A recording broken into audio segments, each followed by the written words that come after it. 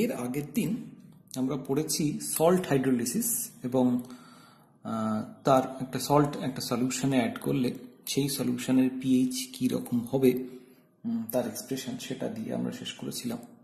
So আজকে আমরা যেটা পড়বো that is buffer solution.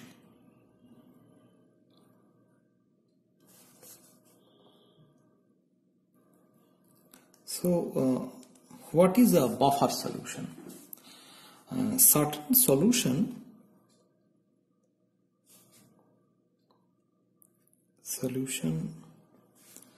possesses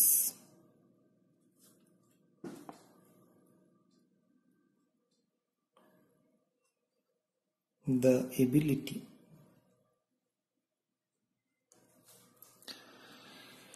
to resist an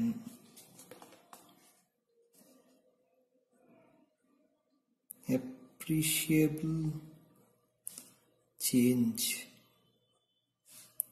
in hydrogen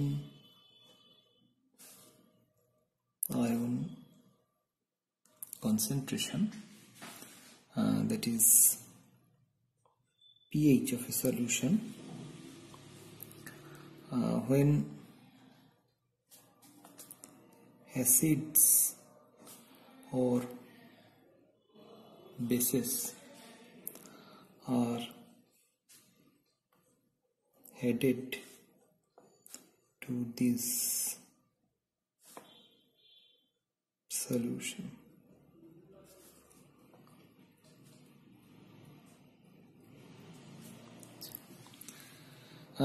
অবশ্যই এখানে একটা জিনিস খেয়াল রাখতে হবে, এই যে আমরা অ্যাসিড অর বেস অ্যাড করার কথা বলছি that definitely in small amount,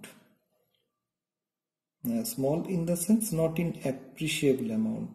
এটার মানে কি, মানে ধরা যাক তুমি সাপোজ 100 ml একটা বাফার সলিউশন নিলে, দিয়ে তার মধ্যে 250 ml একটা স্ট্রং অ্যাসিড বা বেস অ্যাড করলে, দিয়ে মনে করলে যে পিএইচটা একই থাকবে। ব্যাপারটা কিন্তু আদৌ সেরকম নয়। আমরা যখন এই ধরনের বাফার সলিউশন নিয়ে কাজ করি, ডেফিনেটলি বাফার সলিউশন পিএইচ এর স্মল চেঞ্জকে রেজিস্ট করতে পারে, কিন্তু যদি লার্জ চেঞ্জ আমরা এক্সপেক্ট করি যে সেটাও রেজিস্ট করা যাবে, সেটা কিন্তু হয় না। আচ্ছা, so small amount of addition অল্টারেশনকে এটা প্রিভেন্ট করতে পারে এবং এই ধরনের সলিউশনগুলোকে আমরা বলি বাফার সলিউশন। এখন প্রশ্ন হচ্ছে তাহলে এই যে বাফার সলিউশন, কোন ধরনের সলিউশনগুলো বাফার হিসেবে অ্যাক্ট করবে? জেনারেলি আমরা দেখতে পাই 3 ধরনের কেস যারা বাফার হিসেবে অ্যাক্ট করে। 1 নম্বর হচ্ছে, তাহলে বাফার সলিউশন কারা অ্যাক্ট করবে বাফার হিসেবে? 1 number weak acid and its salt.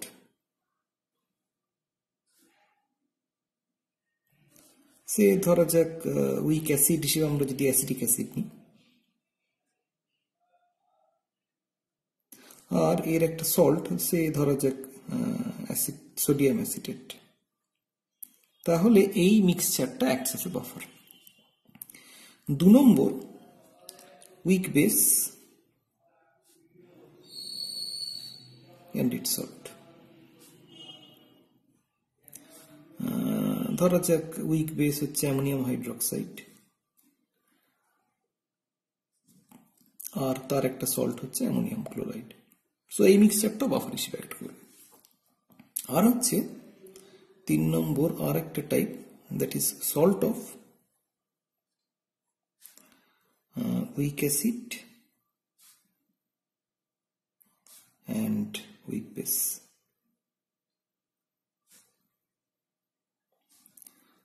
সে ধরা যাক উইক অ্যাসিড হচ্ছে আমরা জানি অ্যাসিটিক অ্যাসিড, উইক বেস হচ্ছে অ্যামোনিয়াম হাইড্রোক্সাইড, সো এদের যদি salt ammonium acetate, so it itself acts as a buffer solution. So তাহলে এই 3 ধরনের সলিউশনের ক্ষেত্রে আমরা দেখতে পাই তারা বাফার হিসেবে অ্যাক্ট করে। এখন প্রশ্ন হচ্ছে তারা বাফার হিসেবে কিভাবে অ্যাক্ট করে, তাদের বাফার অ্যাকশনের পেছনে মেকানিজমটা কি? না, আমরা এখানে ধরে নিই যে একটা salt that is MA which is a salt of an acid, say HA. Definitely HA is a weak acid.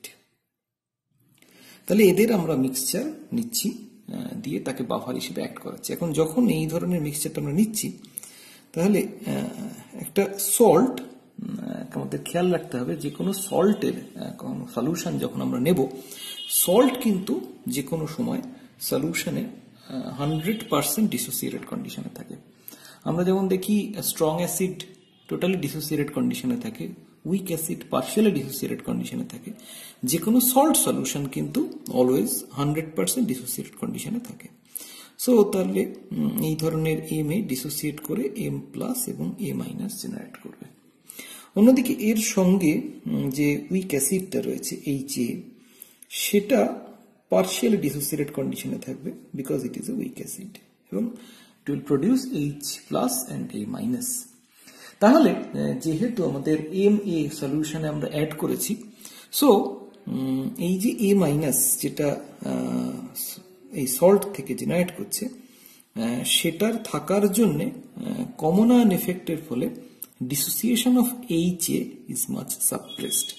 আমরা জানি যে কমন আয়ন এফেক্ট কাকে বলে। এই ধরনের একটা ইকুইলিব্রিয়ামের ক্ষেত্রে যে আয়নগুলো ইকুইলিব্রিয়ামে জেনারেট করেছে, সেই ধরনের কোনো সেম আয়ন যদি আমরা সলিউশনে অ্যাড করি, তাহলে the dissociation, the equilibrium will adjust itself in such a way that the total concentration of that particular ion remains constant. So এখানে যেহেতু এই ধরনের একটা ইকুইলিব্রিয়াম এখানে এক্সিস্ট করছে, এবং সেখানে আমরা বাইরে থেকে একটা এম এ অ্যাড করেছি, মানে অ্যাডিশনাল, বাইরে থেকে বলবো না, অ্যাডিশনাল একটা এম এ অ্যাড করেছি এবং সেটা এ মাইনাস প্রডিউস করেছে, তো এই ইকুইলিব্রিয়ামটা নিজেকে এমনভাবে চেঞ্জ করবে বা মডিফাই করবে যাতে এ মাইনাসের টোটাল কনসেন্ট্রেশনটা ফিক্স থাকে সলিউশনে। সো তাহলে এই এম এর প্রেজেন্সে dissociation of H A is suppressed. তাহলে এই মিক্সচারে যখন আমি বাইরে থেকে কোনো অ্যাসিড অ্যাড করব, acid addition, so acid add করলে যেটা হবে, এই যে এ মাইনাস সলিউশনে রয়েছে, তাহলে এই এ মাইনাস ওই এইচ প্লাসের সঙ্গে যে অ্যাডেড অ্যাসিড, তার সঙ্গে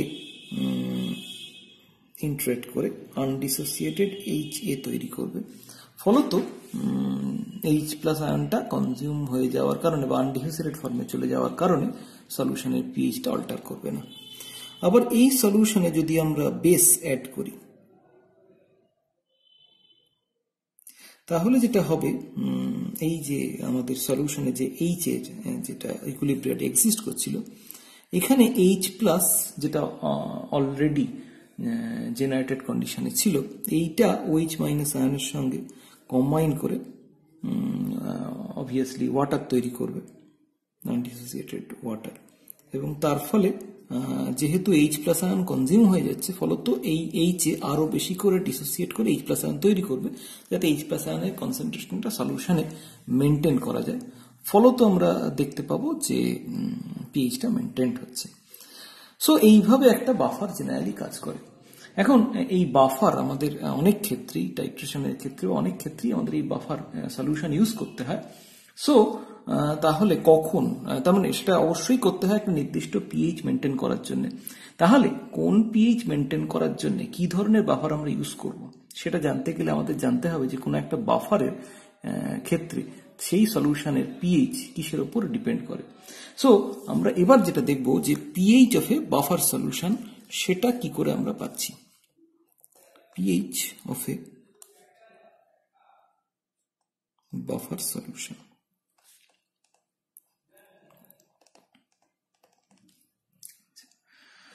সো এখানে আমাদের যেটা রয়েছে সেটা হচ্ছে যে ইকুইলিব্রিয়ামটা এখানে এক্সিস্ট করছে, দ্যাট ইজ এইচএ প্লাস এইচ2, দ্যাট মিনস উইক অ্যাসিড যেটা, সেটা জলে ডিসোসিয়েট করে H3O প্লাস এবং এ মাইনাস দিচ্ছে, তার মানে এর ডিসোসিয়েশন কনস্ট্যান্ট হচ্ছে H3O প্লাস এবং এ মাইনাস বাই আনডিসোসিয়েটেড এইচ। যেহেতু ওয়াটার লার্জ এক্সেসে প্রেজেন্ট রয়েছে, ফলত তার কনসেন্ট্রেশনটাকে আমরা ইগনোর করছি। আচ্ছা, এখন যদি আমরা আগেরকার মতোই মেটেরিয়াল ব্যালেন্সের কথা ভাবি,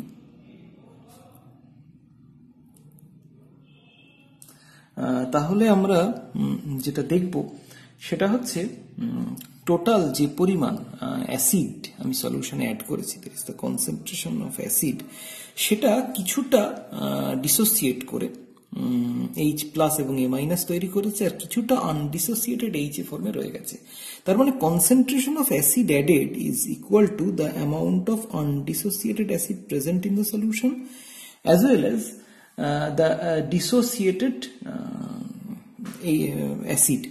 তার মানে ডিসোসিয়েটেড অ্যাসিড যেখানে যেহেতু সলিউশনে আমরা এইচ প্লাস আয়ন, আমাদের তো সলিউশনে এই দুটো ইকুইলিব্রিয়াম এক্সিস্ট করছে, তাহলে এর মধ্যে এইচ প্লাস আয়ন জেনারেট করছে কেবলমাত্র এইচ এর ডিসোসিয়েশনের ফলে। সো আমরা বলতে পারি CA is equal to H A, that is undissociated acid plus dissociated acid. Obviously এখানে আমরা যেটা ইগনোর করছি সেটা হচ্ছে the contribution of H plus আর H3O plus from the auto dissociation of water, সেটাকে আমরা ইগনোর করছি যেহেতু সেটা খুবই স্মল। আচ্ছা, হ্যাঁ, এরপর হচ্ছে আমাদের charge balance.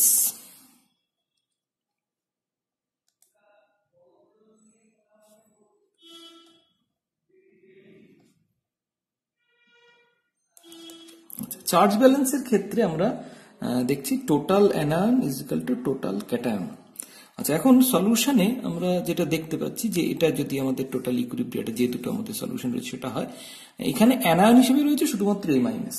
So A minus must be equal to total cation concentration. That means concentration of A minus must be equal to concentration of M plus and concentration of H plus.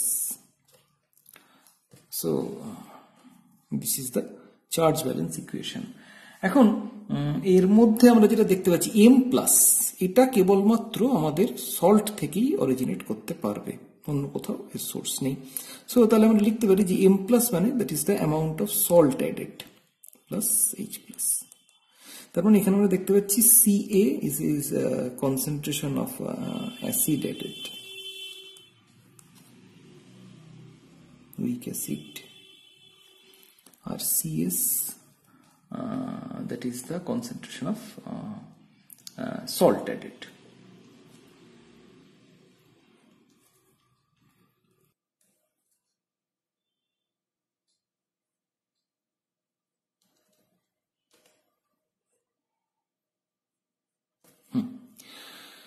তাহলে এখান থেকে আমরা যদি এই কে এর এক্সপ্রেশনে চলে যাই, তাহলে K A is equal to H3O plus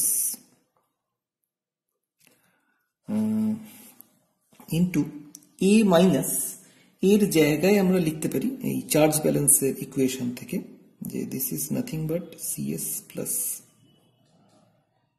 H plus,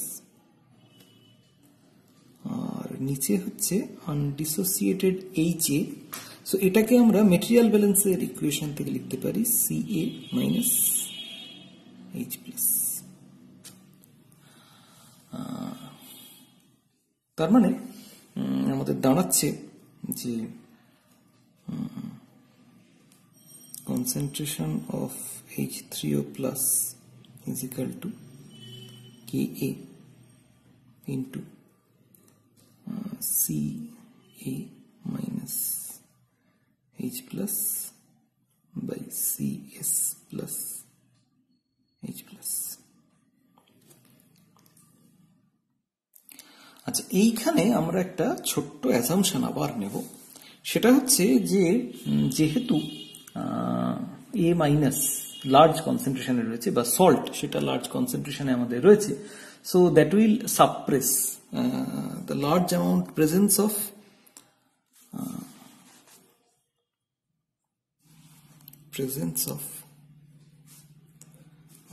large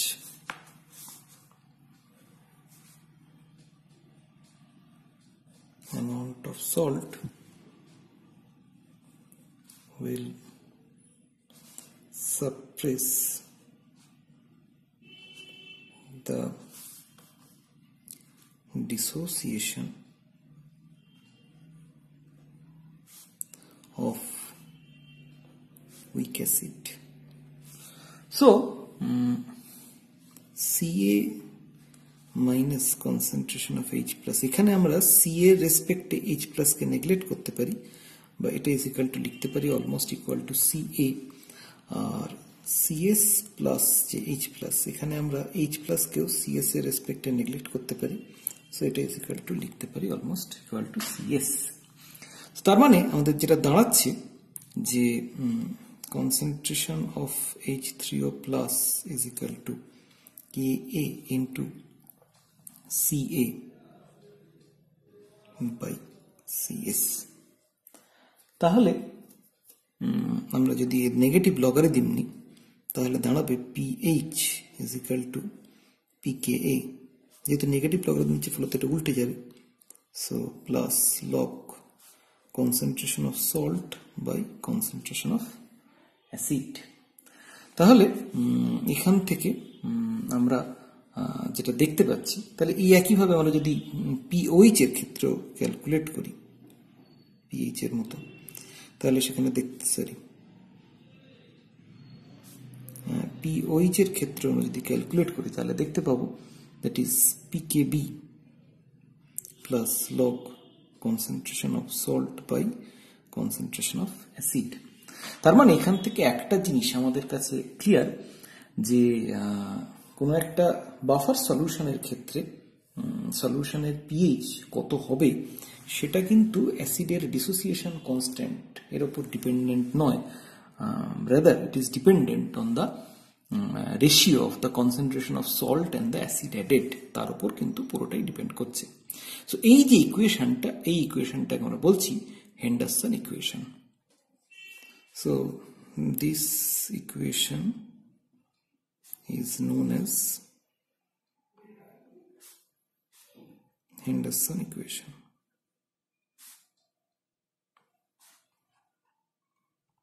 তবে ডেফিনেটলি এরও কিন্তু একটা লিমিটেশন রয়েছে। লিমিটেশনটা কি না, আমরা ধরে নিয়েছি যে কনসেন্ট্রেশন অফ সল্ট এবং কনসেন্ট্রেশন অফ অ্যাসিড অ্যাডেড এর তুলনায় H প্লাস আয়নের কনসেন্ট্রেশন ইজ ভেরি লেস, এবং সেই কারণেই আমরা একটা অ্যাপ্রক্সিমেশন নিয়েছি। কিন্তু যদি কন্ডিশনটা ফুলফিল না হয় তাহলে কিন্তু আমাদের সেক্ষেত্রে ওই যেটা কোয়াড্রেটিক ইকুয়েশন সেটাই আমাদের ইউজ করতে হবে। সেই কারণে দেখতে পাওয়া যায় যে যে কন্ডিশনে এই অ্যাপ্রক্সিমেশনটা নেওয়া চলে সেই কন্ডিশনেই হচ্ছে হেন্ডারসন ইকুয়েশনটা ভ্যালিড। সেই কারণে হেন্ডারসন ইকুয়েশন আমরা দেখতে পাই যে this is applicable in the pH range pH 4 to 10।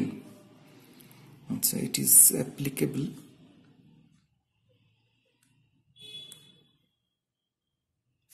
in the pH range 4 to 10। তার কারণ এর চেয়ে বাইরে চলে গেলে তখন আর ওই নেগলেক্ট যেটা আমরা করছিলাম সেটা আর করতে পারি না। আর আরেকটা জিনিস হচ্ছে যে for not too dilute solution, এখানে একটা জিনিস আমাদের মনে হতে পারে যে যেহেতু এই ধরনের বাফার সলিউশনের পিএইচ কেবলমাত্র এদের সল্ট এবং অ্যাসিডের রেশিওর ওপর ডিপেন্ডেন্ট, সো ডাইলুশন হলে দুটোই ডাইলুট হবে, একই প্রপোর্শনে ডাইলুট হবে। সো একটা বাফার সলিউশনকে যদি আমি ডাইলুট করতে থাকি তাহলে সেই সলিউশনের পিএইচ এর কোনো চেঞ্জ হবে না, but this is not actually true. কেন ট্রু নয়, তার কারণ সেখানেও আমাদের আগের আইডিয়া থেকে আমরা কিছুটা বুঝতে পারি যে আমরা কে এ লিখেছিলাম concentration of H3O plus into concentration of A minus by concentration of undissociated acid, কিন্তু আমরা জানি যে অ্যাকচুয়ালি সেটা লেখা হচ্ছিল activity of H plus into activity of A minus by activity of undissociated HA। তার মানে এই অ্যাক্টিভিটিকে আমরা যদি কনসেন্ট্রেশনের টার্মসে রিপ্লেস করি তাহলে যেটা আসবে, তার মানে ব্যাপারটা হচ্ছে এরকম যে অ্যাক্টিভিটি অফ H প্লাস, তার মানে সেখান থেকে দাঁড়াবে Ka into activity of HA by activity of A minus. তাহলে যদি এরকম ব্যাপারটা হয় তাহলে অ্যাক্টিভিটির জায়গায় যদি আমি কনসেন্ট্রেশন টার্মস দিয়ে রিপ্লেস করি তাহলে সেটা দাঁড়াবে এরকম যে Ka into concentration of HA by concentration of A minus into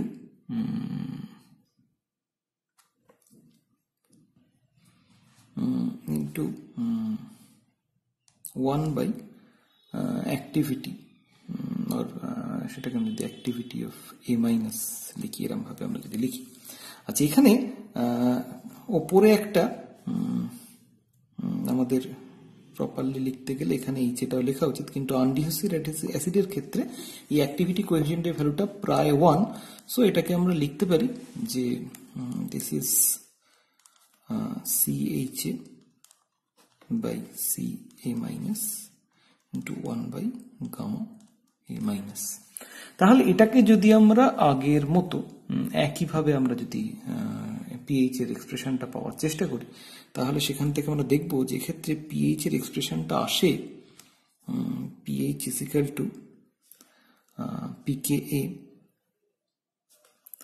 plus log concentration of salt by concentration of acid plus log gamma A minus। এখন আমরা দেখি যে activity coefficient generally increases as concentration decreases। তাহলে এই যে gamma A minus actually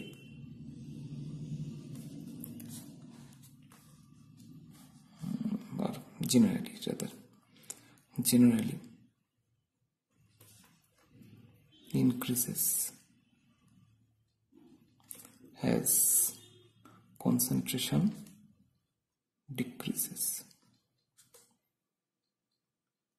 তাহলে আমরা যদি বাফার সলিউশনকে আমরা যদি ডাইলুট করি, তাহলে যেটা হবে এই গামা এ মাইনাসের ভ্যালুটা যখন ইনক্রিজ করবে, লগ গামা এ মাইনাসের ভ্যালুটা ইনক্রিজ করবে, তো তার ফলে আমরা দেখব যে on dilution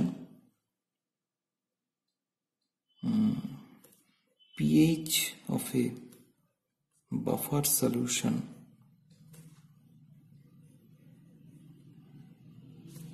actually increases। So এই বাফারের ক্ষেত্রে আমরা সেই জন্য একটা টার্ম ইউজ করি, buffer capacity.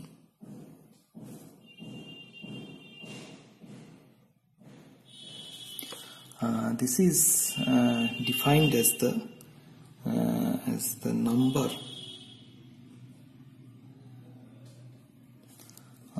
of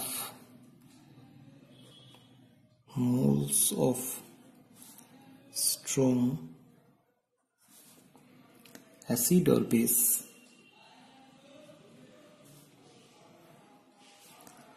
which will result in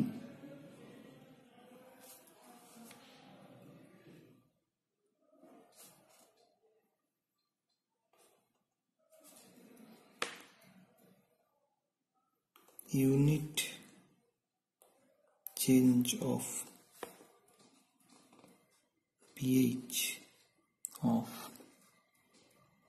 1 decimeter cube or 1 liter of a buffer solution।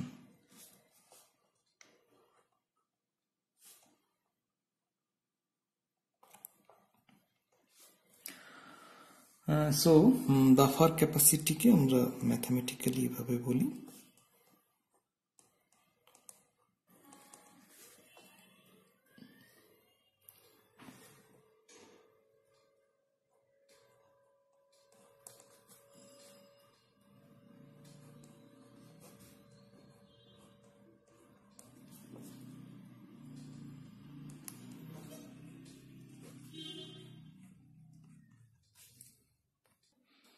যেখানে ডিবি বা দিয়ে হচ্ছে mole of strong base or acid respectively require for unit change of pH। So এটা গেল buffer. বাফারের ক্ষেত্রে আমরা কি করে সেই সলিউশনের পিএইচ ডিটারমাইন করব। এরপরে আমরা যেটা চলে আসি অ্যাপ্লিকেশনের পার্টে, যে আমরা যখন একটা অ্যাসিড বেস নিয়ে টাইট্রেশন করব তখন সেক্ষেত্রে সলিউশনের পিএইচ কিভাবে চেঞ্জ হবে। আচ্ছা, ফার্স্টে আমরা যে কেসটা নিয়ে আলোচনা করব that is neutralisation of, this are important, তার কারণ এটা আমরা অ্যাকচুয়ালি আমাদের প্র্যাকটিক্যালও করি। নিউট্রালাইজেশন অফ স্ট্রং অ্যাসিড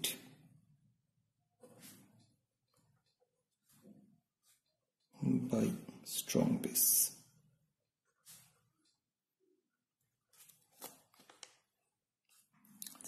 ধরা যাক এখানে আমরা একটা HCl এবং NaOH তার মধ্যে আমরা টাইট্রেশন কনসিডার করছি, এবং আমরা 100 সিসি 0.1 মোলার HCl সলিউশন নিয়েছি। আমরা নিয়েছি 100 সিসি 0.1 মোলার HCl, আর তাকে আমরা টাইট্রেট করছি ইউজিং 0.1 মোলার NaOH। তাহলে ইনিশিয়ালি at the beginning আমাদের টোটালটাই রয়েছে HCl only, সো HCl এর কনসেন্ট্রেশন হচ্ছে 10 to the power -1 মোলার। আচ্ছা, তার মানে আমাদের যেহেতু আমরা strong acid, so that means concentration of HCl এর সঙ্গে সমান, তার মানে 10 to the power -1 মোলার। তাহলে এই সলিউশনের ক্ষেত্রে পিএইচ হবে 1। যখন আমরা 50 সিসি NaOH অ্যাড করব, NaOH অ্যাডেড, তখন কিন্তু সিচুয়েশনটা একটু বদলে যাবে।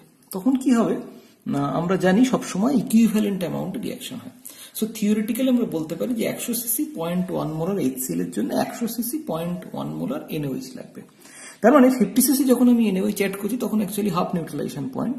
তাহলে সেই জায়গায় আমাদের যেটা ঘটবে, যেহেতু 1:1 রিয়াকশন সবসময় হয়, সো তার মানে 50 CC 0.1 normal NaOH 50 CC 0.1 normal HCl কে নিউট্রালাইজ করবে। তার মানে পড়ে থাকবে হচ্ছে বাকি ওই 50 সিসি 0.1 নর্মাল HCl। তাহলে সেটার জন্য যে সলিউশন অ্যাসিডিটি সেটা আমাকে কনসিডার করতে হবে।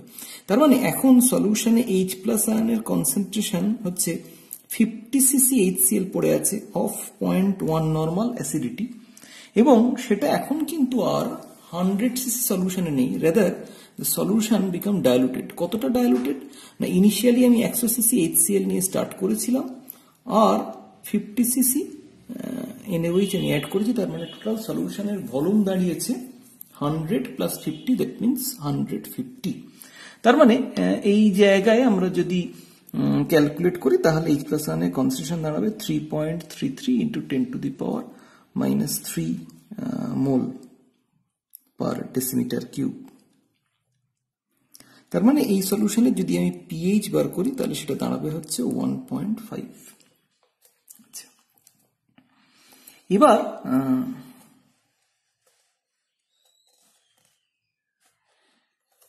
আমরা যদি এখানে 90 সিসি NaOH অ্যাড করি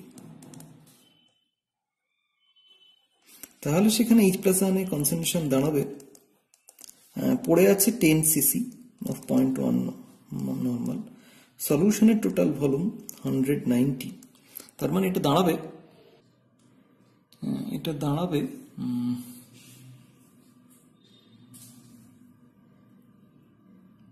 0.0053 মোল পার ডেসিমিটার কিউব। এবং এর যদি আমরা নেগেটিভ লগারিদম নিই তাহলে আমরা দেখব পিএইচ দাঁড়াবে অ্যারাউন্ড 2.28। যখন আমরা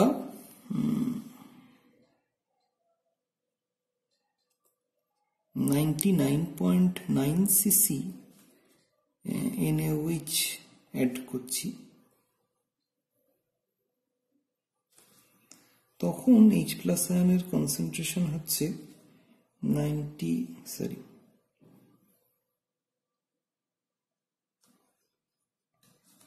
0.1 cc আর HCl পড়ে আছে of strength 0.1, 100 plus 99.9 is equal to 5.00 into 10 to the power minus 5 mole per decimeter cube, এবং সেই সলিউশনের pH দাঁড়াবে more or less 4.3। আচ্ছা, এরপর যখন এক্স্যাক্টলি 100 সিসি NaOH অ্যাড করা হলো, তখন যেহেতু ইট is A perfectly neutral solution, তার কারণে আমরা জানি HCl এবং NaOH এর মধ্যে রিঅ্যাকশনের ফলে NaCl তৈরি হবে, এবং তার অ্যাকুয়াস সলিউশন হচ্ছে perfectly neutral since it is a salt of strong acid and strong base. তাহলে সেই সলিউশনের pH হচ্ছে 7।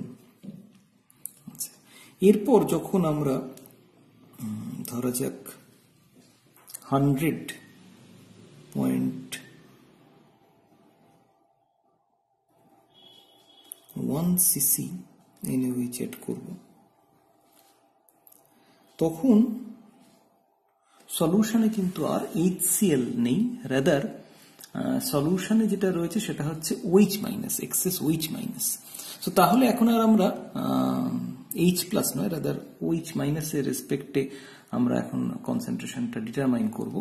তাহলে এখন OH মাইনাস আয়ন কতটা থাকবে না, যেটুকুনি এক্সেস অ্যাড করেছি, তার কারণ 100 সিসিতে perfectly neutral condition, so excess আরো OH মাইনাস অ্যাড করেছি 0.1 সিসি, তারও স্ট্রেংথ হচ্ছে 0.1 নর্মাল, আর টোটাল সলিউশনের ভলিউম হচ্ছে 100 প্লাস 100.1। দ্যাট মিনস এখানে OH মাইনাস আয়নের কনসেন্ট্রেশন দাঁড়াবে হচ্ছে 3 into 10 to the power minus 5 into 10 to the power minus 5 mole per decimeter cube। তার মানে এই সলিউশনের যদি আমরা pOH দেখি, তাহলে সেটা হচ্ছে আসবে হচ্ছে 4.3, আর যদি pH দেখি তাহলে সেক্ষেত্রে 14 থেকে বাদ দিলে আমরা পাবো এই সলিউশনের pH হচ্ছে 9.7। যেখানে একটা জিনিস খুব লক্ষণীয়, আমরা এরপরে আরো ফার্দার এটা কন্টিনিউ করতে পারি ক্যালকুলেশনটা। একটা জিনিস খুব লক্ষণীয়, আমরা যদি দেখি তাহলে দেখব যখন আমরা ইনিশিয়ালি স্টার্ট করেছিলাম তখন সলিউশনের pH ছিল 1 ইনিশিয়ালি। 50 সিসি NaOH অ্যাড করার পর pH এর চেঞ্জ কিন্তু অনলি 0.5, আরো 40 সিসি অ্যাড করার পর pH এর চেঞ্জ রাফলি 0.8। সেখান থেকে যখন আরো 9 সিসি প্রায় অ্যাড করা হলো, তখনও সেখানে pH এর চেঞ্জ আরো 2, কিন্তু অ্যাট দ্য ইকুইভ্যালেন্স পয়েন্ট, মানে যখন আমি এক্স্যাক্টলি 100 সিসি অ্যাড করলাম তখন কিন্তু এখানে pH এর চেঞ্জ 0.1 সিসি NaOH অ্যাড করার জন্য আমরা দেখতে পাচ্ছি যে pH এর চেঞ্জ হচ্ছে প্রায় 2.7। অন্যদিকে তারপরে আবার 0.1 সিসি অ্যাড করার জন্য কিন্তু চেঞ্জ হচ্ছে 2.7। আচ্ছা, তার মানে at the equivalence point there is a sharp change in pH, যেটা কিন্তু আগে অনেকটা বেস অ্যাড করলেও pH এর চেঞ্জ যতটা হচ্ছিল, এখন কিন্তু at the equivalence point there is a huge change in pH। তাহলে এটা কিন্তু আমাদের একটু মাথায় রাখতে হবে, এবং এটাই প্রবাবলি আমাদের বলে দেবে যে কোন জায়গাটা আমাদের ইকুইভ্যালেন্স পয়েন্ট এসছে। এটা আমরা কি করে মেজার করতে পারি, এটা এক্সপেরিমেন্টালি। আচ্ছা, এক্সপেরিমেন্টালি কি করে আমরা জিনিসটা দেখবো সেটা আমরা আসবো, তার আগে আমরা আরো একটা সিস্টেমের pH এর চেঞ্জটা একটুখানি দেখে নিই। That is the neutralisation of, মানে সেকেন্ড আমরা যেটা করব, that is neutralisation of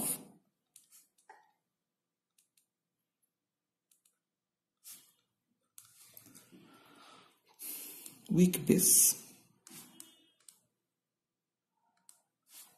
with strong acid।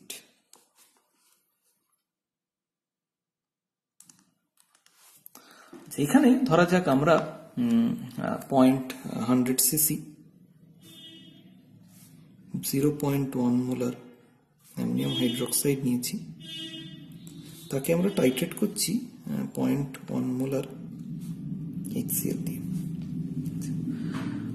R ammonium হাইড্রোক্সাইডের ক্ষেত্রে তার কেবি ভ্যালু সেটা হচ্ছে 1.8 into 10 to the power minus 10 to the power minus 5. তাহলে at the beginning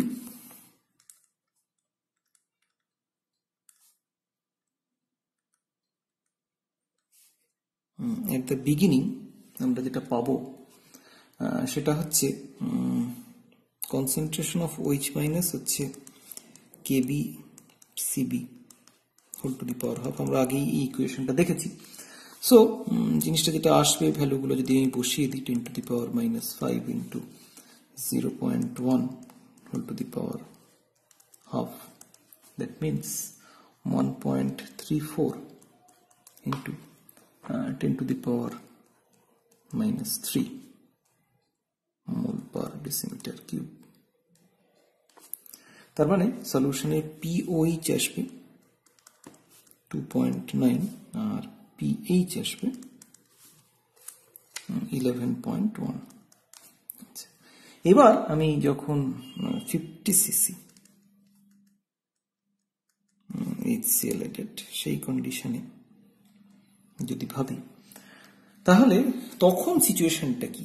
যখন আমি 50 সিসি HCl অ্যাড করেছি, একটু খেয়াল করে দেখো 50 সিসি HCl 50 সিসি অ্যামোনিয়াম হাইড্রোক্সাইডের সঙ্গে রিঅ্যাক্ট করে তৈরি করেছে অ্যামোনিয়াম ক্লোরাইড, আর বাকিটা যে এক্সট্রা আননিউট্রালাইজড অ্যামোনিয়াম হাইড্রোক্সাইড সেটা কিন্তু পড়ে আছে। তার মানে this is actually now it is a solution which is weak base and its salt, so that means it is act as a buffer now. So তাহলে এই সলিউশনের pH তার মানে ডিটারমাইন্ড হবে সেটা হচ্ছে আমাদের যে হেন্ডারসন ইকুয়েশন তার ইকুয়েশন দিয়ে। তার মানে POH is equal to PKB plus log salt by base। তার মানে এটা দাঁড়াবে হচ্ছে নেগেটিভ লগ অফ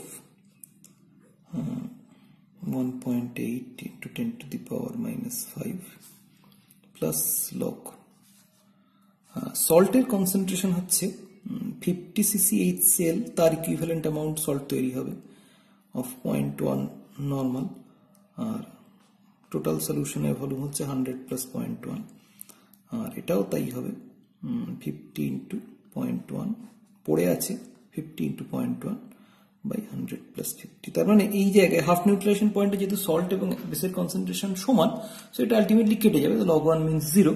তার মানে এটা অ্যাকচুয়ালি পিকেবির সঙ্গে সমান হবে।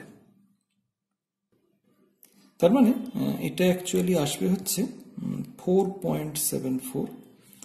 তার মানে সলিউশনের পিএইচটা দাঁড়াবে অ্যারাউন্ড 9.25। তার মানে অবভিয়াসলি পিএইচ সামান্য ডিক্রিজ করেছে, টুয়ার্ডস অ্যাসিডিক পিএইচের দিকে গেছে। আচ্ছা, যখন আমরা 100 সিসি HCl অ্যাড করব, তখন সলিউশনের সিচুয়েশনটা কি না, তখন সলিউশনের টোটালটাই হচ্ছে অ্যামোনিয়াম ক্লোরাইড রয়েছে। সো তার মানে সেক্ষেত্রে আমাদের সল্ট হাইড্রোলাইসিস ইকুয়েশনটি ইউজ করতে হবে, এবং সেক্ষেত্রে সলিউশনে শুধুমাত্র সল্টটা রয়েছে। তার মানে that is a salt of weak base and strong acid. তার মানে আমাদের সেখানে যে ইকুয়েশনটা applicable that is half PKW minus half PKB minus half log C। তার মানে এটা দাঁড়াবে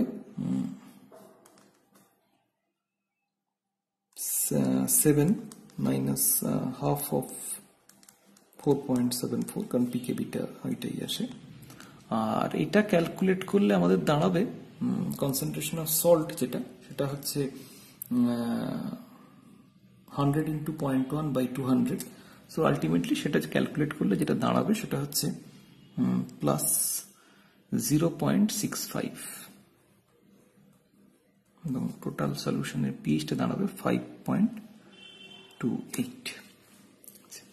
তার মানে এখানে আমরা যেটা আফটার দ্য ইকুইভ্যালেন্স পয়েন্ট, তার মানে যখন আমরা এক্সট্রা HCl অ্যাড করব, যখন 100.1 cc HCl, যখন HCl অ্যাড করব, তখন দেখতে পাওয়া যাবে যে HCl being a strong acid, so beyond the equivalence point, that is governed mostly by the HCl part. তার মানে সেখানে আমাদের যে ওই এক্সেস 0.1 cc আমরা HCl অ্যাড করেছি, তার যে অ্যাসিড কনসেন্ট্রেশন, তার মানে 0.1 into 0.1 by 100 plus 100.1, এই যে অ্যাসিড H প্লাস আয়ন রয়েছে, সেটার জন্যই অ্যাকচুয়ালি সলিউশনের পিএইচটা সেটা গভর্ন করবে, এবং সেইটা থেকেই আমরা অ্যাকচুয়ালি সলিউশনের পিএইচটা পাবো, এবং দেখবো সেই জায়গায় আমাদের পিএইচটা দাঁড়াবে অ্যারাউন্ড পিএইচ 4.3। তাহলে যেটা আমরা দেখতে পাচ্ছি যে এক্ষেত্রে ভ্যারিয়েশনটা হচ্ছে 11.1 থেকে 4.3, এবং নিয়ার দ্য ইকুইভ্যালেন্স পয়েন্ট, এখানে যদি আমরা আরো একটু স্টেপ ওয়াইজ 99 পয়েন্ট, আগের বার যেমন করেছিলাম 99.9, সেখান থেকে এরম ভাবে যখন আমরা করেছিলাম, তখন আমরা যদি আমরা সেই জায়গাটা দেখি, তাহলে দেখব যে ভ্যালুগুলো এরম ভাবে ভ্যারি করে যে আমাদের যদি আরেকটু এটা দেখি, তাহলে যখন 99.5 cc HCl added, তখন সলিউশনের পিএইচ হচ্ছে 7 এক্স্যাক্টলি। যখন 99.9 cc added HCl, তখন সলিউশনের পিএইচ হচ্ছে 6.3। তার মানে এখানে আমরা দেখতে পাচ্ছি যে নিয়ার দ্য ইকুইভ্যালেন্স পয়েন্ট আমাদের 6.99.9 সিসিতে ছিল 6.3 পিএইচ, সেখান থেকে 100 সিসিতে গিয়ে দাঁড়ালো 5.2। তার মানে পিএইচ এর চেঞ্জ রাফলি 1 ইউনিট, হোয়ারাজ 0 সিসি থেকে, মানে এট দ্য বিগিনিং যেখানে ছিল 11.1, সেখান থেকে 50 সিসিতে যখন আমরা HCl অ্যাড করেছি, সেখানে চেঞ্জ হচ্ছে রাফলি 2 ইউনিটের কাছাকাছি 50 সিসি অ্যাড করার জন্য। 50 সিসি থেকে যখন আমরা 99.5 সিসিতে এসেছি, তখনও সেখানে প্রায় আমরা অ্যাড করেছি প্রায় 49.5 সিসি, সেখানেও কিন্তু চেঞ্জ হচ্ছে অনলি 2.5 ইউনিট, কিন্তু এখানে কিন্তু 0.1 সিসি অ্যাড করার জন্য চেঞ্জ হয়ে গেল প্রায় 1 ইউনিট। সো এখানেও কিন্তু চেঞ্জটা যথেষ্ট শার্প হচ্ছে at the equivalence point. So এই একইভাবে আমরা যদি উইক অ্যাসিড এর সঙ্গে স্ট্রং বেসের টাইট্রেশন আমরা কনসিডার করি, তাহলে দেখব যে সেক্ষেত্রেও কিন্তু আমাদের এন্ড পয়েন্ট বা ইকুইভ্যালেন্স পয়েন্ট, এন্ড পয়েন্ট বলবো না, ইকুইভ্যালেন্স পয়েন্টে কিন্তু পিএইচ এর চেঞ্জটা যথেষ্ট শার্প হয়। তাহলে এবার আমরা দেখি যে এই জিনিসটাকে ইউজ করে আমরা প্র্যাকটিক্যাল সেন্সে কোনোভাবে এটাকে কাজে লাগিয়ে এন্ড পয়েন্টে ডিটারমাইন করতে পারি কিনা। তার কারণ পিএইচ এর চেঞ্জটা মেজার করে আমরা যেটা করতে পারি, যদি পিএইচ মেট্রিক টাইট্রেশন করি, যে প্রত্যেক মুহূর্তে এক ড্রপ করে বেস অ্যাড করছি বা অ্যাসিড অ্যাড করছি, পিএইচটা কত হলো মাপছি, এবং দেখছি যে যেখানে ইকুইভ্যালেন্স, যেখানে আমাদের পিএইচ এর চেঞ্জটা খুব অ্যাব্রাপ্ট হচ্ছে, সেটা that is the equivalence point. তাহলে সেটা পিএইচ মেট্রিক অ্যানালিসিসে আমরা পিএইচটা চেঞ্জটা মেজার করে করে আমরা সেটা ইকুইভ্যালেন্স পয়েন্টটা বুঝতে পারি, কিন্তু টাইট্রোমেট্রিক অ্যানালিসিসে আমরা পিএইচ এরকম ভাবে মেজার করতে পারবো না প্রত্যেক মুহূর্তে। তাহলে সেই জন্য আমাদের কোনো একটা এমন জিনিস খুঁজে পেতে হবে যেটা কালার চেঞ্জ করে আমাদের এই জায়গাটা বুঝিয়ে দেবে। So that is the indicator. So আমরা দেখবো যে এই ইন্ডিকেটর অ্যাকচুয়ালি কি, এবং এই অ্যাসিড বেস টাইট্রেশনের ক্ষেত্রে ইন্ডিকেটর কিভাবে হেল্প করে বা কিভাবে সেটা কাজ করে। তাহলে আমরা এবার যেটা দেখবো that is acid base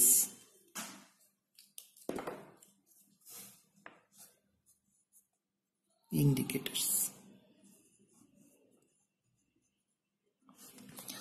What are acid base indicator? Generally acid base indicators are weak organic acid. Weak organic acid or bases.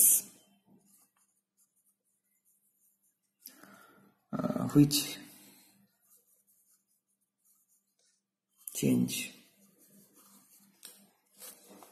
their color remarkably with the change in hydrogen ion concentration of the solution. এখন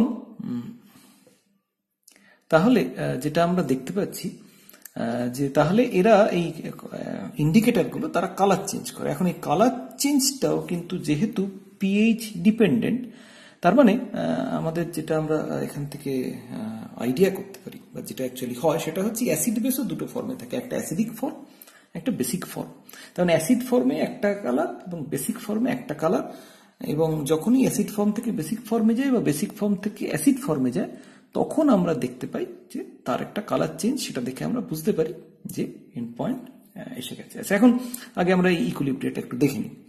আচ্ছা, তাহলে আমরা ধরে নিই যে একটা acid indicator, তার acid form হচ্ছে INA, সেটা ওয়াটার মিডিয়ামে এই ধরনের একটি ইকুইলিব্রিয়াম এক্সিস্ট করে INB plus H3O plus.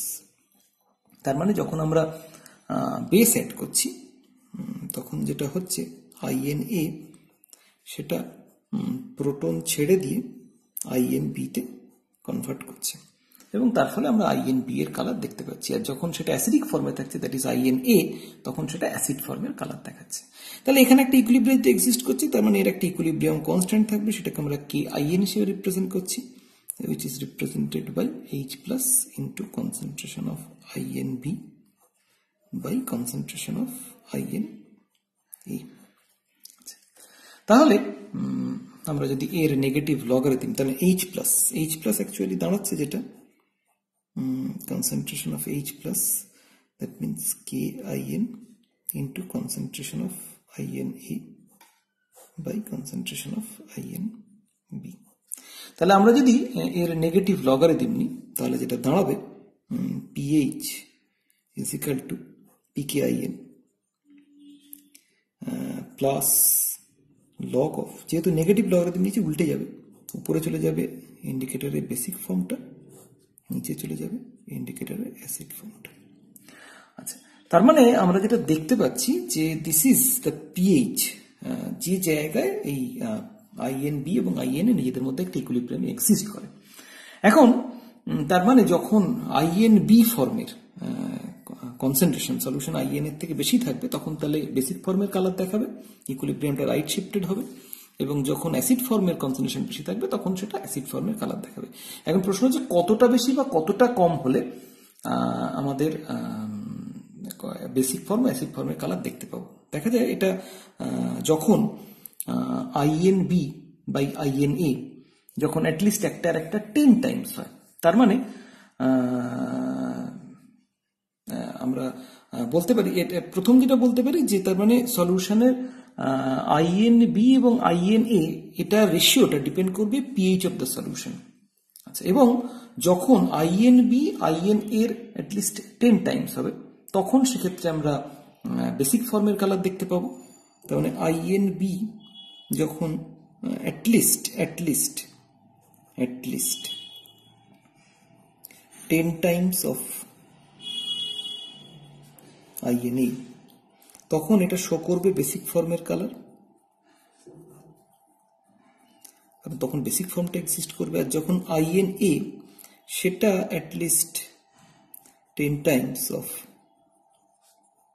INB তখন সেটা শো করবে অ্যাসিড ফর্মের কালার।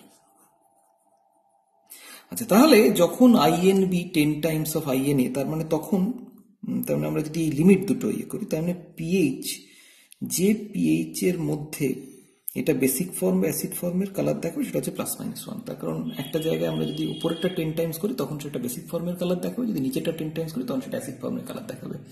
সো তার মানে যে পিএইচ রেঞ্জের মধ্যে ইন্ডিকেটরটা অ্যাসিড ফর্ম থেকে বেসিক ফর্মে যাবে বা বেসিক ফর্ম থেকে অ্যাসিড ফর্মে যাবে, সেটা হচ্ছে pKin ±1। তার মানে আমরা যেটা দেখতে পাচ্ছি যে অ্যাসিড কালার সে শো করবে যখন INA by INB is equal to 10, at least 10, at least or greater than 10। তার মানে তখন pH হচ্ছে pKin -1 আর বেসিক কালার শো করবে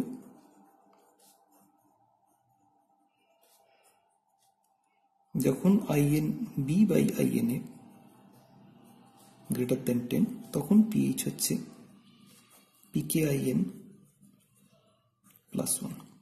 তাহলে আমরা ধরা যাক এবার একটা উদাহরণ দিয়ে একটু ব্যাপারটা দেখি। সো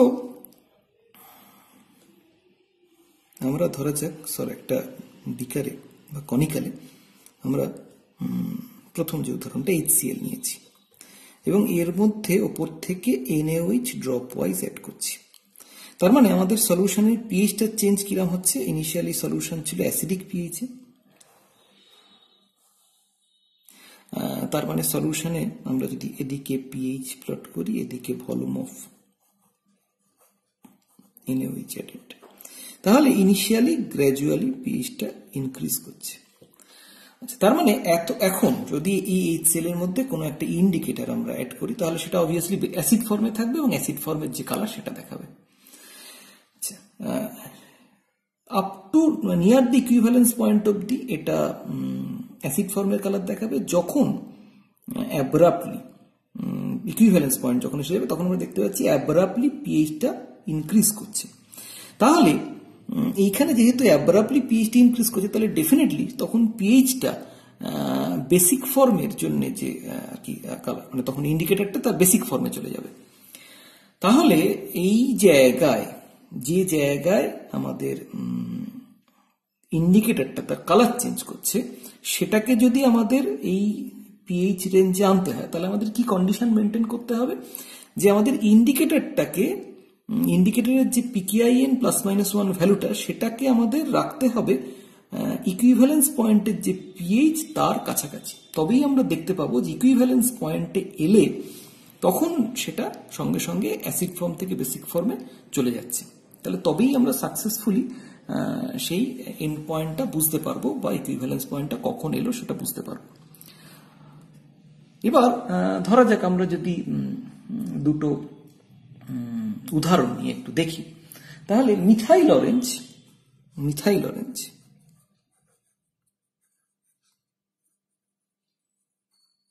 তার পিএইচ রেঞ্জ হচ্ছে, যে রেঞ্জের মধ্যে সে কালার চেঞ্জ করে, সেটা হচ্ছে 3.1 থেকে 4.4।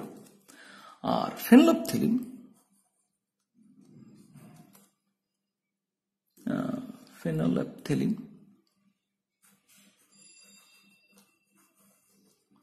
সেটা যে পিএইচ রেঞ্জের মধ্যে কালার চেঞ্জ করে, সেটা হচ্ছে 8.3 থেকে 10। আচ্ছা, মিথাইল রেড অ্যাসিড ফর্মে হচ্ছে রেড থেকে যেটা হয়, মিথাইল অরেঞ্জ যেটা, সেটা রেড থেকে অরেঞ্জ হয়, অ্যাসিড থেকে বেসিকে গেলে থেকে অরেঞ্জ, আর এটা হচ্ছে কালারলেস টু রেড।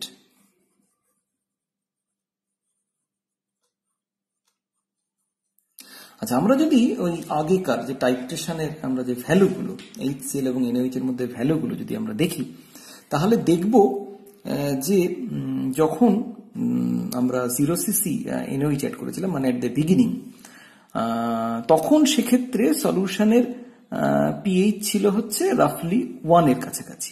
যদি 0.1 মোলার HCl আমরা শুরু করি, তখন সেখানে পিএইচ ছিল হচ্ছে আমাদের 1 এর কাছাকাছি।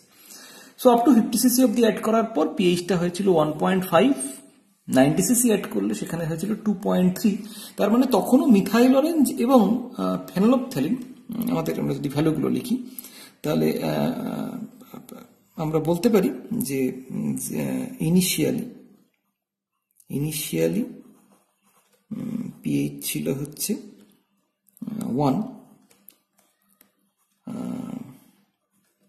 50cc HCl অ্যাড করার পর 50 সিসি NaOH অ্যাড করার পর পিএইচ দাঁড়িয়েছিল হচ্ছে 1.5,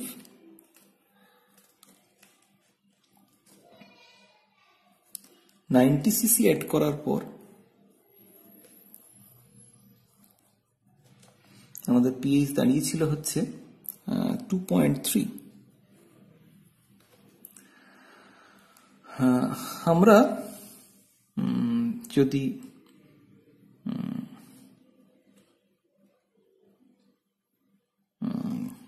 এখানে আরো একটু ভ্যালুগুলো লিখি, তাহলে 99.9 সিসি যখন অ্যাড করা হয়েছিল NaOH,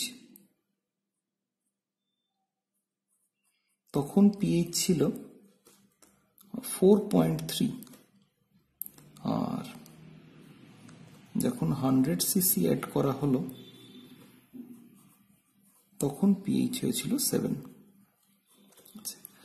তার মানে আমরা যেটা দেখতে পাচ্ছি, যেহেতু মিথাইল রেড সে 99.9 সিসি যখন 90 সিসি অ্যাড করা হয়েছিল তখন 2.3, তার মানে তখনও মিথাইল অরেঞ্জ এবং ফেনলফথেলিন দুজনেই তাদের অ্যাসিড ফর্মের কালার দেখাচ্ছে। কিন্তু যখন আমাদের 99.9 সিসি আমরা মিথাইল NaOH অ্যাড করছি, তখন সেক্ষেত্রে কিন্তু মিথাইল অরেঞ্জ বেসিক ফর্মে অলরেডি চলে গেছে। 100 সিসি যখন আমরা অ্যাড করছি তখন সেক্ষেত্রে কিন্তু ফেনলফথেলিন তখনও কালার চেঞ্জ করেনি, তখনও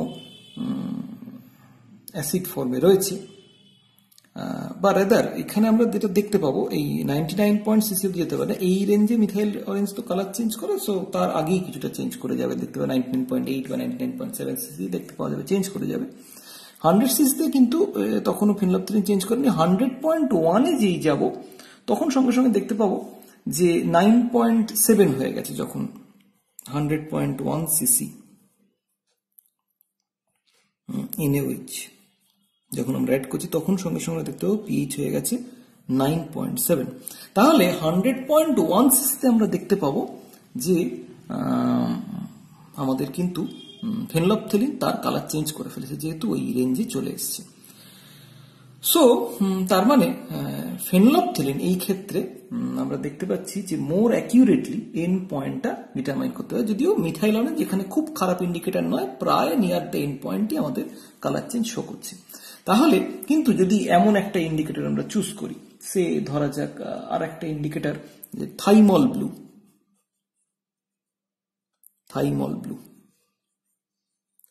সেটা তার পিএইচ রেঞ্জ হচ্ছে 1.2 থেকে 2.8। তাহলে এইটা যদি আমরা এই ক্ষেত্রে ইন্ডিকেটর হিসেবে ইউজ করি, তাহলে আমরা দেখব যে much before the equivalence point সেখানে কিন্তু কালার চেঞ্জ হয়ে যাচ্ছে।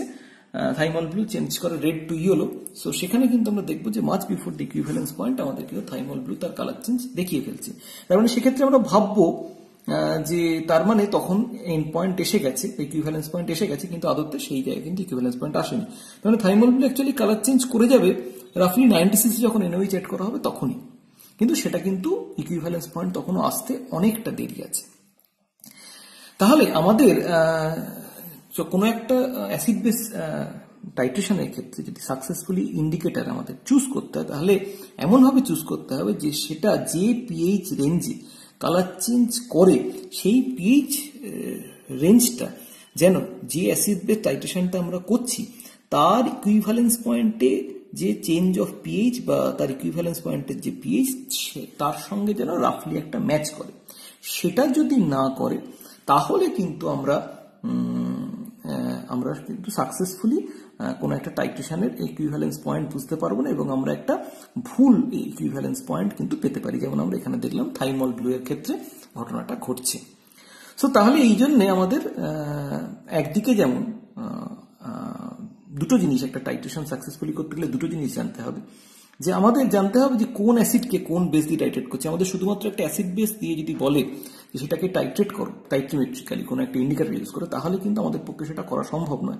তার কারণ সেখানে আমরা জানতে পারবো না অ্যাসিড এবং বেস যদি ডিফারেন্ট হয় মানে কি হয় সেটা যদি আমরা না জানি, তাহলে এন্ড পয়েন্টের ইকুইভ্যালেন্স পয়েন্টে পিএইচ কত হবে সেটা আমরা জানতে পারবো না, এবং পিএইচ কত হবে সেটা যদি জানতে না পারি তাহলে ঠিকঠাক ইন্ডিকেটর আমরা চয়েস করতে পারবো না। ঠিকঠাক ইন্ডিকেটর চয়েস করতে না পারলে আমরা কিন্তু সেক্ষেত্রে ঠিকঠাক ইকুইভ্যালেন্স পয়েন্টটা বুঝতে পারবো না। তাহলে আমাদের জানতে হবে যে অ্যাসিড এবং বেসটা সেটা কি আমাকে প্রোভাইড করা হয়েছে, তার এন্ড পয়েন্টে পিএইচ কত হতে পারে, এবং তবেই আমরা তার উপযুক্ত ইন্ডিকেটর চুজ করতে পারবো। এখানে একটা জিনিস একটু বলা ভালো, সেটা হচ্ছে আমরা কিন্তু যেটা দুটো টার্ম উল্লেখ করি, একটা হচ্ছে এন্ড পয়েন্ট, একটা হচ্ছে ইকুইভ্যালেন্স পয়েন্ট। একটা হচ্ছে end point of the titration, একটা হচ্ছে equivalence point of the titration. দুটোর মধ্যে কিন্তু একটা ডিফারেন্স আছে। ডিফারেন্সটা কি না, ধরা যাক এই টাইট্রেশনের ক্ষেত্রে যখন আমরা 99.9 সিসি এনওএইচ অ্যাড করছি তখন পিএইচ 4.2 এবং সেই জায়গায় মিথাইল অরেঞ্জ কালার চেঞ্জ করছে। যখন আমরা 100.1 সিসি এনওএইচ অ্যাড করছি তখন আমাদের কিন্তু ফেনলফথেলিন কালার চেঞ্জ করছে। আচ্ছা, তার মানে 100 CC acid 100 CC 0.1 normal HCl তাকে কমপ্লিটলি নিউট্রালাইজ করতে 100 সিসি 0.1 নর্মাল এনওএইচ লাগবে। তাহলে একটা ক্ষেত্রে আমি যদি মিথাইল অরেঞ্জ ইউজ করি তাহলে আমি দেখবো 99.9 সিসিতেই আমি দেখবো যে টাইট্রেশন এর এন্ড পয়েন্ট এসে গেছে বা ইকুইভ্যালেন্স পয়েন্ট এসে গেছে। আর ফেনলফথেলিনের ক্ষেত্রে আমি দেখবো যখন 100.1 সিসি এনওএইচ অ্যাড করবো তখন দেখবো ইকুইভ্যালেন্স পয়েন্ট এসছে। 100 সিসিটা কিন্তু আমি কোনো টাইট্রেশনই এক্স্যাক্টলি ধরতে পারছি না। তাহলে আমি যেটা টাইট্রিমেট্রিক্যালি পাচ্ছি that is actually practical sense আমরা যেটা পাই that is called the end point. আর থিওরিটিক্যালি তার মানে 100 এর জন্য যে 100 আমরা পাচ্ছি সেটা হচ্ছে ইকুইভ্যালেন্স পয়েন্ট এবং that is the theoretical end point. So practically আমরা যেটা পাই সেটা কিন্তু either slightly under titrated or slightly over titrated. একদম এক্স্যাক্টলি যে 100 এর সঙ্গে 100 কোন জায়গায় এলো সেটা কিন্তু আমরা টাইট্রিমেট্রিক্যালি যখন অ্যানালিসিস করি ইন্ডিকেটর দিয়ে কিন্তু বুঝতে পারি না। সো এন্ড পয়েন্ট সেটা হচ্ছে প্র্যাকটিক্যালি আমরা যেটা পাই, ইকুইভ্যালেন্স পয়েন্ট হচ্ছে থিওরিটিক্যাল। ইকুইভ্যালেন্স পয়েন্ট যদি আমাদের ডিটারমাইন করতে হয় তাহলে সেটা একমাত্র পিএইচ মেট্রিক্যালি করতে হবে, যেখানে আমরা সলিউশনে অ্যাসিড বেস টাইট্রেশনের সময় কন্টিনিউয়াসলি পিএইচটা মনিটর করবো এবং দেখবো যে এই ধরনের টাইট্রেশনগুলোর ক্ষেত্রে পিএইচ এর ভ্যারিয়েশনটা হচ্ছে এইরকম, এবং মিডল পয়েন্ট যেখানে পিএইচ এর ম্যাক্সিমাম চেঞ্জটা হচ্ছে, so that is the equivalence point যেখানে অ্যাব্রাপ্টলি পিএইচটা চেঞ্জ করছে। সো তাহলে end point is practical, equivalence point is theoretical. আমরা যেটা ডিটারমাইন করি that is the end point. Equivalence point যদি আমরা কিন্তু টাইট্রিমেট্রিক্যালি ডিটারমাইন করতে পারি না। তো সেই জন্য আমাদের ইন্ডিকেটর চয়েস করতে গেলে কি অ্যাসিড বেস নিয়ে টাইট্রেশন করছি সেটা জানা ইম্পর্টেন্ট, এবং তার এন্ড পয়েন্ট অ্যাসিড পিএইচ এর রেঞ্জটা কিরকম সেটা জানা কিন্তু ইম্পর্টেন্ট। আচ্ছা, এখানে আমরা একটা কথা অনেক সময় উল্লেখ করে থাকি যে উইক অ্যাসিড উইক বেসকে টাইট্রিমেট্রিক্যালি তাকে অ্যানালিসিস করা সম্ভব নয়, টাইট্রিমেট্রিক অ্যানালিসিস তার ক্ষেত্রে সম্ভব নয়। আচ্ছা, কেন সম্ভব নয় না, আমরা এখানে একটুখানি উদাহরণ নিয়ে দেখি। তার মানে স্ট্রং অ্যাসিড স্ট্রং বেসের ক্ষেত্রে খুব ভালোভাবেই সম্ভব, উইক অ্যাসিড স্ট্রং বেস সম্ভব, স্ট্রং অ্যাসিড উইক বেস এই টাইট্রেশন সম্ভব, কিন্তু neutralisation of weak acid weak base এটা কিন্তু সম্ভব নয়।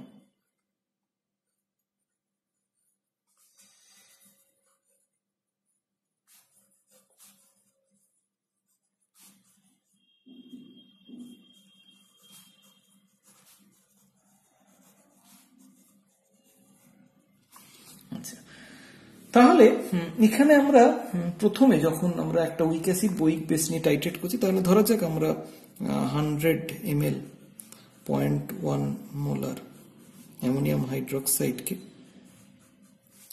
আমরা টাইট্রেট করছি 0.1 মোলার অ্যাসিটিক অ্যাসিড দিয়ে। তাহলে এক্ষেত্রে প্রথমে আমাদের হচ্ছে আমরা জানি যে প্রথমে হচ্ছে আমাদের সলিউশনের যে পিএইচ যখন at the beginning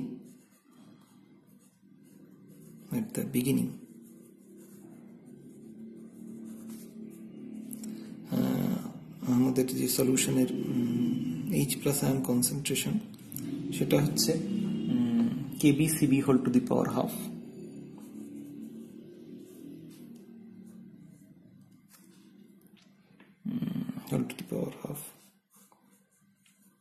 সেখান থেকে আমরা পাবো রাফলি POH হচ্ছে, যদি আমরা অ্যামোনিয়াম হাইড্রোক্সাইডের ক্ষেত্রে ব্যাপারটা কেসটা ধরি তাহলে সেখানে আমরা যেটা পাবো যে পিওইচ হচ্ছে, আগে আমরা এটা দেখেছি 2.9 বা পিএইচ হচ্ছে 11.1। যদি আমরা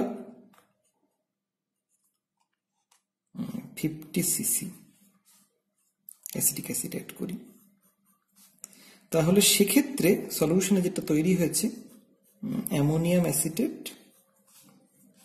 এবং reacted ammonium hydroxide. So this is a buffer. So buffer এর তাহলে ইকুয়েশন, হেন্ডারসন ইকুয়েশন ইউজ করে আমি এটা তাহলে করতে পারবো কতটা আমাদের সলিউশনে পিএইচ কত দাঁড়াবে, এবং সেই অনুযায়ী আমরা ক্যালকুলেট করে দেখতে পারবো। আচ্ছা, নিজের এটা করে দেখতে পারো যে কত ভ্যালু দাঁড়ায় যখন অ্যাট দ্য ইকুইভ্যালেন্স পয়েন্ট, তার মানে যখন আমরা 100 সিসি এক্স্যাক্টলি অ্যাড করেছি, সেখানে আমাদের রয়েছে টোটালটাই অ্যামোনিয়াম অ্যাসিটেট। তার মানে সেখানে যেটা হচ্ছে সল্ট হাফ পিকেডাব্লিউ minus plus half pKa minus half pKb. সেখান থেকে আমরা যদি ক্যালকুলেট করি তাহলে দেখব যে এখান থেকে যেটা আসবে 7 plus 2.37 minus 2.37 is equal to 7. R beyond the equivalence point,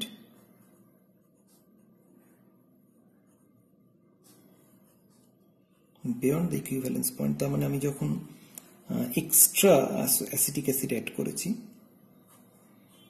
তখন আমার সলিউশনে রয়েছে অ্যামোনিয়াম অ্যাসিটেট এবং অ্যাসিটিক অ্যাসিড। আচ্ছা, তো আমরা যে সিচুয়েশনটা দেখতে পাচ্ছি, এই যে সিচুয়েশনটা সেটা হচ্ছে এটা একটা বাফার। আমরা বলেছি যে salt of weak acid with base that itself act as a buffer. যদি আমরা এখানে বাফারের ইকুয়েশন দিয়ে এটা ডিটারমাইন করি না, আমরা সল্ট হাইড্রোলিসিস দিয়ে করি, তার কারণ এখানে অ্যাসিড এবং সল্ট দুটো প্রেজেন্ট নেই, ফলত পিএইচটি এভাবে ডিটারমাইন করতে হবে। আর এটাও হচ্ছে একটা বাফার, এবং আমরা জানি buffer actually resist the change in pH of the solution. তার ফলে আমরা যেটা দেখতে পাই যে যখন আমরা strong acid versus strong base titrate করেছিলাম, বা weak acid versus strong base titrate করেছিলাম, বা strong acid versus weak base titrate করেছিলাম, তখন নেচার অফ দ্য কার্ভটা ছিল প্রত্যেক ক্ষেত্রেই এইরকম, যে ইনিশিয়ালি স্লাইটলি ইনক্রিজ করছিল আর গ্র্যাজুয়ালি ইনক্রিজ করছিল near the equivalence point, near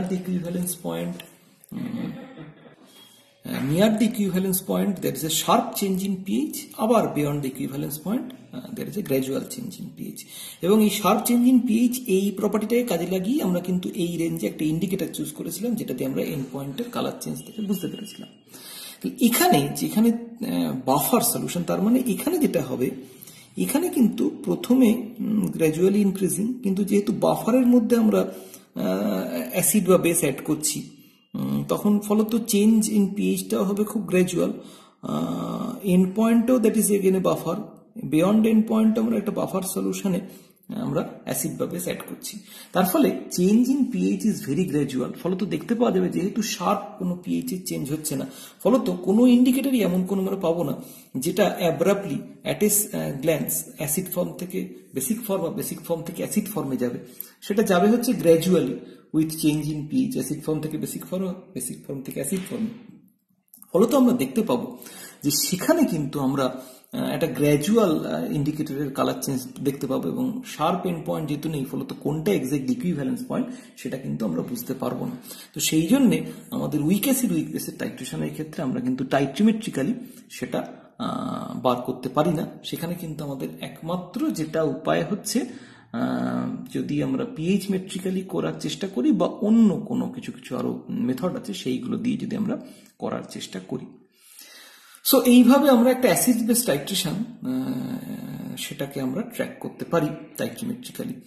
so আমাদের এই বিভিন্ন স্টেজে পিএইচ ক্যালকুলেশন অনেক সময় আমাদের করতে দেয়, যে কোনো একটা পার্টিকুলার অ্যাসিড বা বেসের ক্ষেত্রে সেক্ষেত্রে কিভাবে করবো আমরা সেই জন্য আমাদের বিভিন্ন ইকুয়েশনগুলো আমরা যেটা আগের দিন দেখেছিলাম, যে উইক অ্যাসিডের ক্ষেত্রে পিএইচ এর এক্সপ্রেশন কিরকম হবে, বা সল্টের ক্ষেত্রে তার হাইড্রোলিসে পিএইচ এর এক্সপ্রেশন কি হবে, সেইগুলো এই ক্যালকুলেশন করতে আমাদের কাজে লাগবে। আচ্ছা, আর একটা জিনিস, শুধু এখানে একটা ছোট্ট জিনিস বলা, সেটা হচ্ছে যদি পলিপ্রোটিক অ্যাসিড হয় তাহলে পিএইচ, ধরা যাক ডাইসোডিয়াম হাইড্রোজেন ফসফেট বা সোডিয়াম ডাইহাইড্রোজেন ফসফেট এই জাতীয় জিনিস যদি হয়, NaH2PO4 বা Na2HPO4, এই ধরনের যদি সল্ট তৈরি হয়, মানে যেখানে আমরা একটা পলিপ্রোটিক অ্যাসিড নিয়ে স্টার্ট করছি H3PO4, তাহলে পলিপ্রোটিক অ্যাসিডের ক্ষেত্রে ফার্স্ট ইকুইভ্যালেন্স পয়েন্টে pH at the first equivalence point হচ্ছে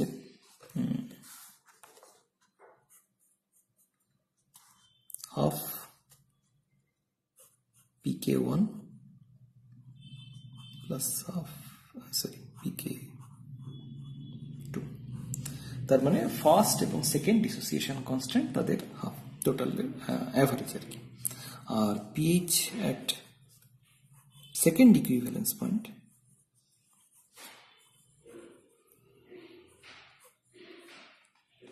সেটা হচ্ছে pH is equal to half pK2 plus pK3। So তাহলে এইভাবে আমরা সলিউশনের পিএইচ কিন্তু বার করতে পারবো। সো এইটা আমাদের যদি এই ধরনের পলিপ্রোটিক অ্যাসিডের টাইট্রেশন আমাদের তার পিএইচ আমাদের ডিটারমাইন করতে হয় বিভিন্ন during the course of the titration, তাহলে সেক্ষেত্রে এইভাবে জিনিসটা করতে হবে ইকুইভ্যালেন্স পয়েন্টের ক্ষেত্রে, কারণ সেখানে যে সল্টটা তার ক্ষেত্রে কিন্তু সল্ট হাইড্রোলিসিস ওই ইকুয়েশনটা ইউজ করা যাবে না। থার্ড ইকুইভ্যালেন্স পয়েন্টের ক্ষেত্রে মানে H3PO4 যখন Na3PO4 কনভার্ট হবে তখন সেক্ষেত্রে আমরা সল্ট হাইড্রোলিসিস যে ইকুয়েশনটা সেটা ইউজ করতে পারি, that is salt of weak acid strong base, সেটা আমরা ইউজ করতে পারি। আচ্ছা, so this is more or less all about our acid base equilibria, এবং সেখানে আমরা কিভাবে জিনিসটা পিএইচ সলিউশনের বিভিন্ন ক্ষেত্রে ক্যালকুলেট করব, কিভাবে আমরা ইন্ডিকেটর চুজ করব, তো সেইটা আমরা জানলাম। সো আমাদের যে সিলেবাস সেখানে আমাদের এইটাই রয়েছে। সো অ্যাসিড বেস সংক্রান্ত যে আমাদের অ্যাসিড বেস রিয়াকশনের যে আমাদের পোর্শনটা ছিল সিলেবাসে, সেটা এখানেই শেষ। সো আজকের মতো এইটুকুনি।